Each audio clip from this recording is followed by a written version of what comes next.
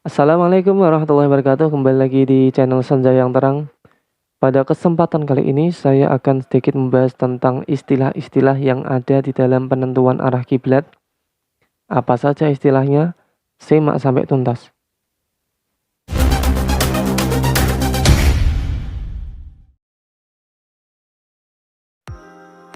Dalam penentuan kiblat, tentunya kita mengetahui bahwasanya menghadap kiblat ini, yang mana kiblatnya adalah Ka'bah yang berada di Saudi Arabia, merupakan salah satu syarat sah sholat.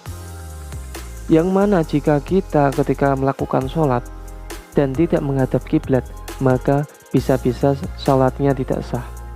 Oleh karena itu, dalam mengetahui arah kiblat ini termasuk hal yang penting. Di Indonesia sendiri kita mengetahui bahwasanya arah Ka'bah atau arah kiblat ini adalah ke arah barat agak condong ke utara.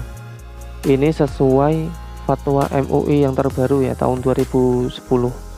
Di zaman yang serba modern ini, tentunya dalam penentuan arah kiblat ini juga semakin modern. Baiklah, kita langsung membahas beberapa istilah yang mungkin kita jumpai dalam penentuan arah kiblat.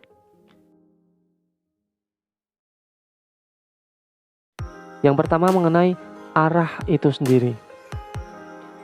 Arah kiblat itu bisa kita definisikan, bisa kita artikan sebagai jarak terdekat dari suatu tempat menuju ke Ka'bah yang mana melewati lingkaran besar. Jadi istilah menghadap ini mestinya berkaitan dengan jarak terdekat ya. Kalau berkaitan dengan jarak terjauh itu namanya membelakangi, bukan menghadap. Karena ini konteksnya adalah menghadap, maka kita memakai istilah jarak terdekat.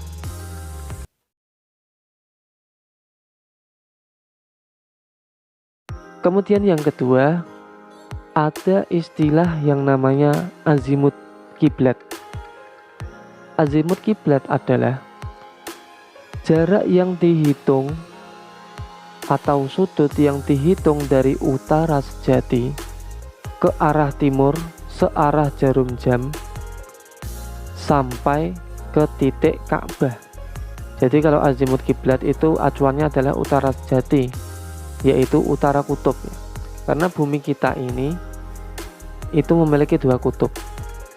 Ada kutub utara, ada kutub selatan. Yang dimaksud dengan utara sejati adalah utaranya kutub, bukan utaranya kompas. Kalau utara kompas ini titiknya berbeda-beda, tidak selalu sama, makanya nanti dikenal istilah deklinasi magnetik, yang mana di setiap daerah itu berbeda-beda.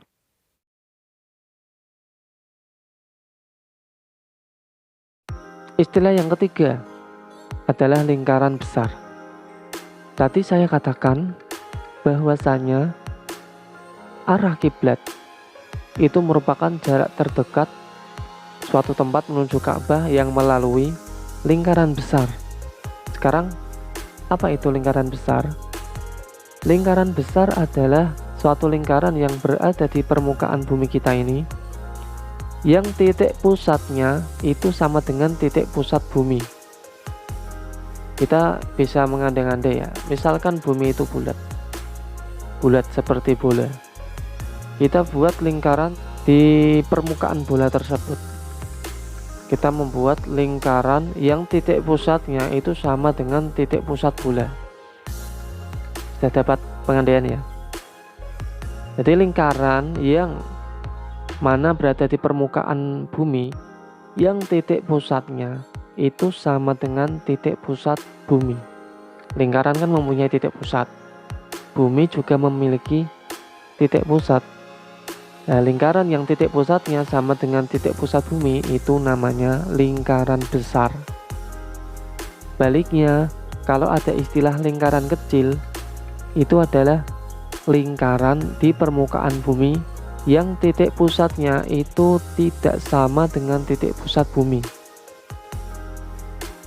Kemudian berikutnya ada satu istilah yang termasuk urgen dalam penentuan arah kiblat ini, yaitu lintang dan bujur. Lintang bisa kita artikan sebagai garis khayal yang membagi bumi kita ini menjadi dua bagian, yaitu bagian utara dan bagian selatan. Jadi titik pusat dari lintang tersebut adalah garis khatulistiwa, yang mana Indonesia ini salah satu kotanya itu dilewati oleh garis khatulistiwa, yaitu kota Pontianak. Makanya di Indonesia ini termasuk beriklim tropis. Siang dan malamnya ini sama saja atau relatif seimbang.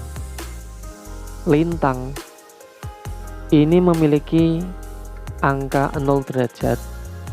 0 derajat ini adalah tepat di garis khatulistiwa sampai angka 90 derajat. Baik 90 derajat ke arah utara maupun 90 derajat ke arah selatan. Biasanya kalau ke arah utara itu nanti disimbolkan dengan plus. Sedangkan kalau ke arah selatan biasanya disimbolkan dengan minus. Contohnya seperti Semarang. Semarang ini lintangnya adalah min 7 derajat. Nah, kalau min 7 derajat ini kan berarti 7 derajat lintang selatan. Seperti itu. Notasinya bisa ditulis minus, bisa juga ditulis dengan kata-kata LS atau lintang selatan. Bujur ini bisa kita artikan sebagai garis khayal yang membagi bumi kita menjadi dua bagian, satu bagian timur, satu lagi bagian barat. Kalau timur biasanya kita mengistilahkannya dengan bujur timur, sedangkan yang barat kita istilahkan dengan bujur barat. Nilainya adalah dari 0 sampai 180 derajat. Titik 0 derajat atau titik bujur 0 derajat ini terletak tepat di kota Greenwich, Inggris. Makanya kita juga mengenal istilah GMT atau Greenwich Mean Time. Biasanya ini waktunya digunakan sebagai acuan. Mengenai perhitungan atau mengenai penentuan arah kiblat, setidaknya kita harus mempersiapkan 4 data. Apa saja itu? Yang pertama adalah lintang tempat. Yang kedua adalah bujur tempat. Dari mana kita bisa mendapatkan data lintang dan bujur tempat ini? Kita bisa memakai aplikasi Google Maps. Daripada Google Maps cuman dipakai iseng-isengan saja, mendingan dipakai untuk mencari data ya. Bisa. Jadi nanti kalau kita membuka Google Maps, kita akan menemukan satu tempat ya. Katakanlah kita mencari tempat. Tinggal kita tekan lama di tempat yang kita cari, nanti otomatis di bagian atas akan muncul nilai-nilai atau angka-angka. Yang mana angka-angka tersebut adalah angka-angka lintang tempat dan bujur tempat yang kita pilih. Data yang ketiga adalah data lintang Ka'bah, dan yang keempat adalah bujur Ka'bah. Mengapa Ka'bah? Karena kiblat kita adalah Ka'bah. Mengenai nilai dari lintang dan bujur Ka'bah ini ada beberapa pendapat dari pakar-pakar falak. Ada yang berpendapat sekian, biasanya berbeda di detiknya saja. Kebanyakan untuk derajat dan menit serta detik ini sama angkanya, yaitu 21 derajat, 25 menit, 21,04 detik. Sedangkan untuk bujur Ka'bah, ini salah satu pendapat guru saya mengatakan bahwa bujur Ka'bah adalah 39 derajat, 49 menit, 34,22 detik. Ini juga bisa kita buktikan ya. Lintang dan bujur Ka'bah kita masukkan ke dalam Google Maps. Nanti akan tepat berada di atas Ka'bah persis. Nanti bisa kalian coba di Google Maps ya. Kita cari misalnya Ka'bah itu ada di mana, di Saudi Arabia, di Masjidil Haram. Kita cek lagi apakah itu benar. Nanti bisa komen di bawah. Oke, mungkin itu dulu istilah-istilah yang berkaitan tentang arah kiblat. Next time nanti kita akan menghitung arah kiblat menggunakan salah satu logaritma yang insya Allah nanti akan mudah. Sekian pembahasan kali ini. Kalau misal ada pertanyaan silahkan tulis di kolom komentar. Jangan lupa klik like kalau video ini bermanfaat. Dan wassalamualaikum.